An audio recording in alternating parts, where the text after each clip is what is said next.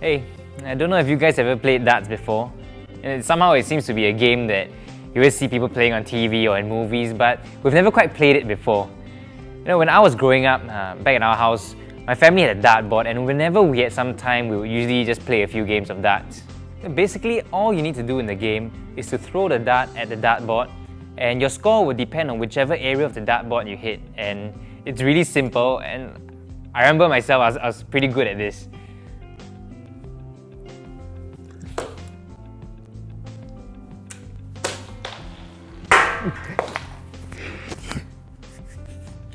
I just need to warm up, okay?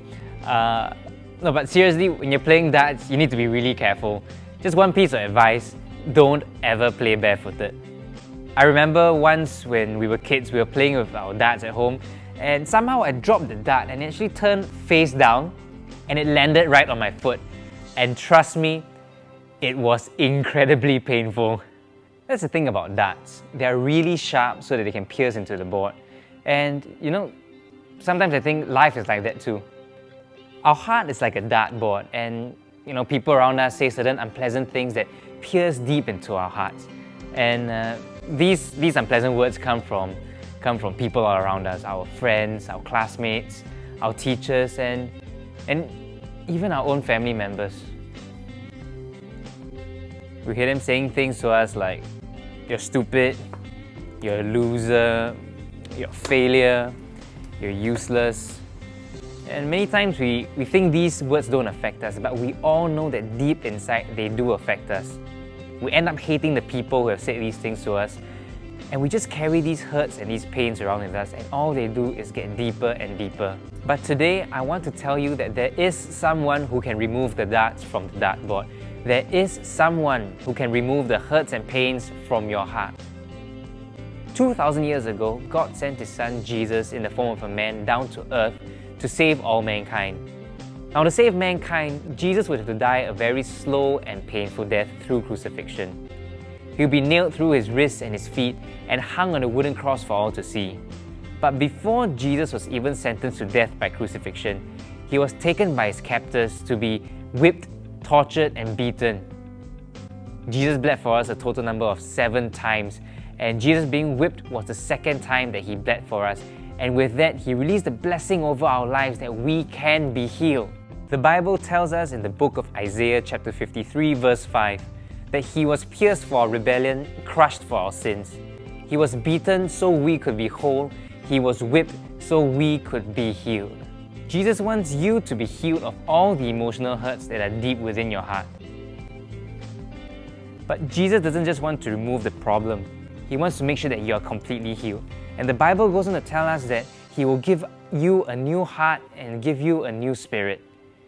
You see, a dartboard doesn't last forever. The more games you play, the more darts hit it, the more damage it gets, and eventually you won't be able to use it anymore. That's why we need to get a new dartboard, and it's the same reason why Jesus wants to give us a new heart.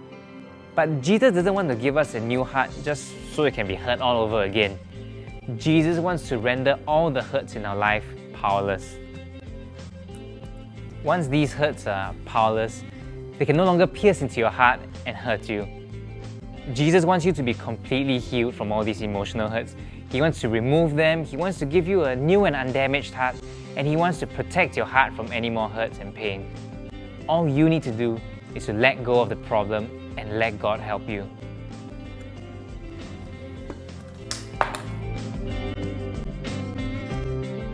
I have a friend who was once like that. You know, her life was just full of hurts and pains, and she just couldn't get all those hurts and pains out of her heart.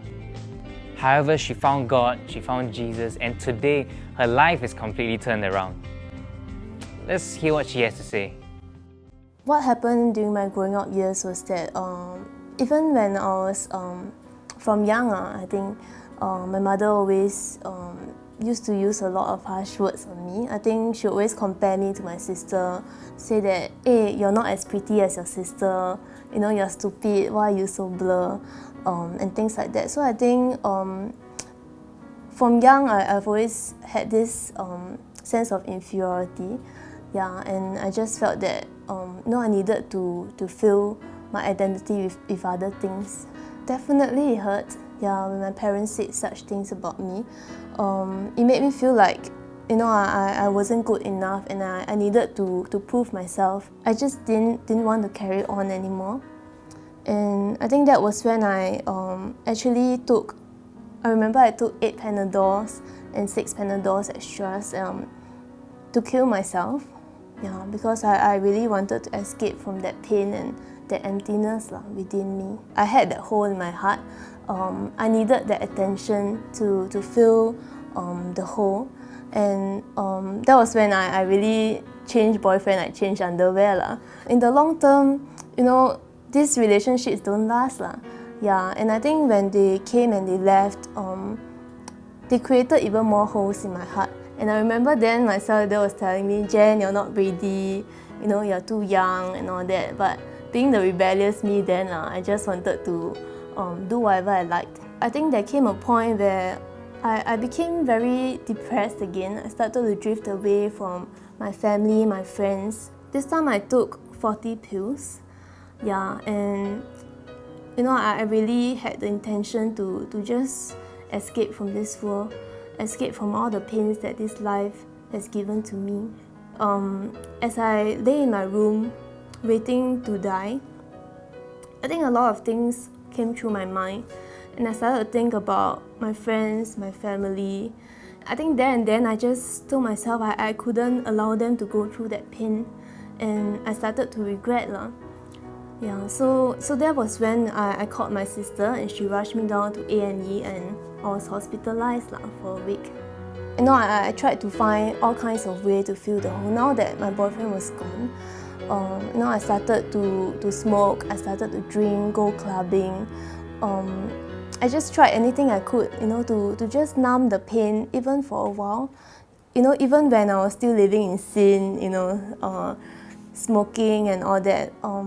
But my cell sisters, my cell leader was still there for me all this time. They just accepted me unconditionally, and I think they really reflected God's grace and God's love to me. And I think it was then that I started to realize that, human beings come and go, but God will always be there for me. And that was when I just decided that I would give my life to God.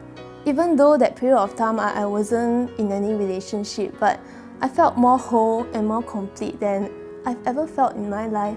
And I knew then that my heart was healed. I knew then that God was the one that I was looking for to fill that emptiness in my heart. I used to be someone who needed counseling, but today I'm a counselor, I'm a social worker, counseling many youths like myself in the past, parents, children, even the elderly. A lot of things have changed in my life. Even my family. I think my sister and father used to be on such bad terms, but since then, after all the prayers and all that, they have reconciled. With my family, these things also changed because they saw the change in me. Yeah, and there is healing even in my family. I know that with Jesus, I can be healed of everything that has hurt me. I think God has really removed every wound, every pain in my heart. He has definitely given me a new heart, a new spirit, and I know that He will continue to guard my heart in every season that I go through. Many of us can relate to Jennifer's life on how we too hold on to many emotional hurts and pains deep in our heart. But know that with Jesus, you can be healed of all these emotional hurts in your life. Oh. Sorry,